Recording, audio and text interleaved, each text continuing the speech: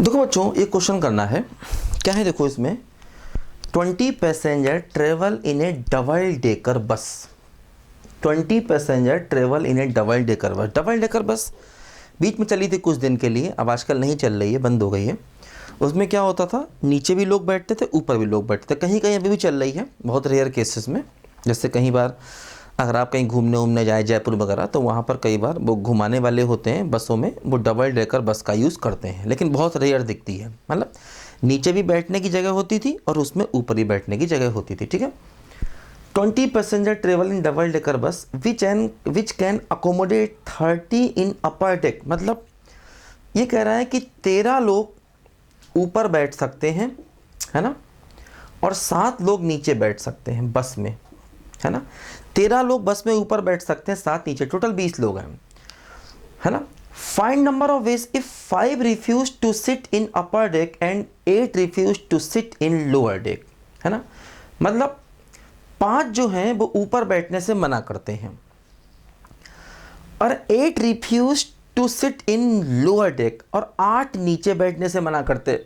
तो देखो, 5 जो ऊपर बैठने से मना करते हैं, 5 refuse to sit in upper deck, ऊपर 13 बैठेंगे, नीचे 7 बैठेंगे, है ना।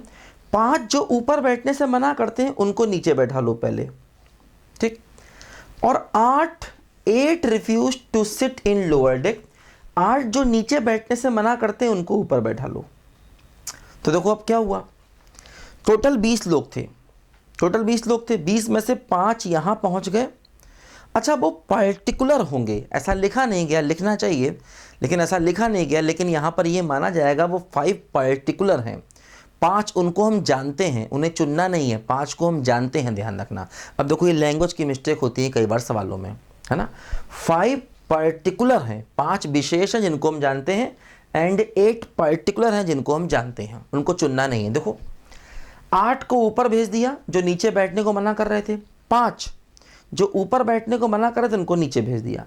अब 8 5 13 लोग तो बैठ गए, 8 ये बैठ गए और 5 ये बैठ गए, 13 लोग।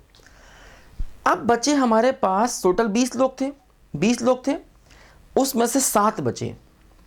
अब क्या होगा, 7 बचे क्योंकि 8 ऊपर बैठ गए, 5 नीचे बैठ गए। अब जो 7 लोग बचे उनमें से 5 लोग अभी ऊपर चाहिए, तो 7C5। जो 7 लोग बचे, क्योंकि 8 5 13 लोग तो बैठ ही गए, अब जो 7 लोग बचे उनमें से 5 ऊपर भेज दिए, तो 7 में से 5 को सेलेक्ट करने के तरीके 7C5। अब बचे 2 लोग, वो 2 के 2 नीचे आएंगे इंटू 2C2, है ना। तो क्या हुआ, 2 लोग नीचे आ गए, तो टोटल नीचे 7 हो गए और ऊपर 8 पहले थे, 5 और आ गए, ऊपर 13 हो गए। अब देखो, ध्यान दो, यहां पर हम उनके बैठने के तरीके नहीं देख रहे हैं। अगर बैठने के तरीके देखते तो यहां पर 13 लोग बैठे तो इंटू 13 फैक्टोरियल करते, और यहां पर 7 लोग बैठे तो इंटू 7 फैक्टोरियल करते। अगर बैठने के तरीके देखते तो 13 फैक्टोरियल और 7 फैक्टोरियल और देखते। बस हमें लोगों को भेज देना है कि भाई 13 तुम ऊपर जाओ, बैठने का ऑर्डर कुछ भी हो मतलब नहीं, और 7 तुम नीचे आ जाओ, बैठने का ऑर्डर कुछ भी हो मतलब नहीं। तो यही हमारे क्वेश्चन का आंसर हो गया। इसकी वैल्यू तो 1 हो गई, और इसको सिंप्लीफाई करेंगे तो 21। तो फाइनली देखो, 21 इंटू 1, हमारे क्वेश्चन का आंसर 21 आ गया। तो क्वेश्चन की लैंग्वेज में बहुत सारी मिस्टेक्स हैं, ध्यान देना, है ना। पहली मिस्टेक तो ये पर्टिकुलर वर्ड यूज नहीं किया गया। दूसरी मिस्टेक ये नहीं देखा गया कि वो किस तरीके से बैठ रहे हैं। अगर, क्योंकि देखो, अगर जहाँ पर भी लोग बैठते हैं तो जनरली उनके बैठने के तरीके मैटर करते हैं, तो इसलिए 13 फैक्टोरियल 7 फैक्टोरियल करना चाहिए, लेकिन यहाँ पर जो क्वेश्चन का आंसर है वो उससे मैच नहीं कर रहा, तो क्वेश्चन की लैंग्वेज में मिस्टेक है। एक्चुअली ये क्वेश्चन मेरा बनाया हुआ नहीं है, ये क्वेश्चन वही है जो बुक्स में दिए होते हैं या कोचिंग्स के पैकेज वगैरह में दिए होते हैं, वही सब क्वेश्चन मैं उठाता हूँ, और वही बच्चे मार्केट में कहीं ना कहीं करते हैं। जैसे आप कोई ना कोई बुक कर रहे होगे या किसी ना किसी कोचिंग का पैकेज कर रहे होगे, तो पैकेज में या कोचिंग में या किताबों में जो सवाल दिए होते हैं वही मैं कराता हूँ आपको, अपने बनाए सवाल नहीं कराता हूँ कि भाई मेरे बनाए सवाल थोड़ी आईआईटी पूछेगा। आईआईटी तो वही सवाल पूछेगा जो मार्केट में है, लोग करते हैं, है ना। इसीलिए वही सवाल मैं कराता हूँ। तो कई क्वेश्चन ऐसे होते हैं जो मुझे मजबूरी में कराने पड़ते हैं, लेकिन उनकी लैंग्वेज में मिस्टेक होती है। तो क्या मिस्टेक है लैंग्वेज में, ये भी मैं आपको बताता हूँ साथ साथ। और अगर मैं ये ना कराऊँ तो अगर आप किताबों से सवाल करेंगे तो आपको दिक्कत होगी। तो ये वही क्वेश्चन है जो जनरली मार्केट में चल रहे होते हैं, जो किताबों में होते हैं या जो कोचिंग के पैकेज वगैरह में होते हैं, ठीक है। इसलिए उनकी लैंग्वेज में कई बार मिस्टेक भी होती है, तो साथ साथ ये बताना भी मेरा फर्ज है, ठीक है। आगे बढ़े, देखो क्या है। In an examination a candidate is required to pass in all 4 subjects, है ना। एक बच्चा है, उसके पास 4 सब्जेक्ट्स हैं, मान लो S1, S2, S3, S4, 4 subject हैं, चारों में पास होना जरूरी है ना, चारों में पास होना जरूरी है।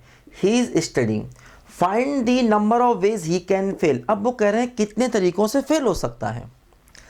अब देखो, पास होने के लिए तो चारों में पास हो, लेकिन फेल होने के लिए अगर एक में फेल हो गया तब भी फेल, 2 में फेल हो गया तब भी फेल, 3 में फेल हो गया तब भी फेल, और चारों में फेल हो गया तब भी फेल। तो कह रहे हैं कितने तरीकों से फेल हो सकता है ना। तो एक में फेल हो सकता है, 4 में से किसी एक में फेल हो जाए, या यानी कि प्लस 4 में से 2 में फेल हो जाए, या 4 में से 3 में फेल हो जाए, या 4 में से चारों में फेल हो जाए। तो ये मेरे क्वेश्चन का आंसर आ गया। एक में भी फेल हो सकता है, 2 में भी, 3 में भी, 4 में। देखो इसकी वैल्यू क्या हो गई बोलो, 4, ये हो गया 6, है ना। तो ये भी हो गया 4 और प्लस 1, तो आंसर कितना आ गया बोलो। इस क्वेश्चन का आंसर देखो 15 आ गया, है ना। इसकी वैल्यू 4, ये हो जाएगा 6, ये 4, ये 1, है ना। तो 15 हमारे क्वेश्चन का फाइनल देखो आंसर आ गया, ठीक है। तो इजी क्वेश्चन है ना। कितने तरीकों से फेल हो सकता है, और पास होने का एक ही तरीका होगा। अगर मैं कहता हूं कि भाई पास हो जाए, तो पास होने का एक ही तरीका, सब में पास, है ना। लिखो बच्चों ध्यान से।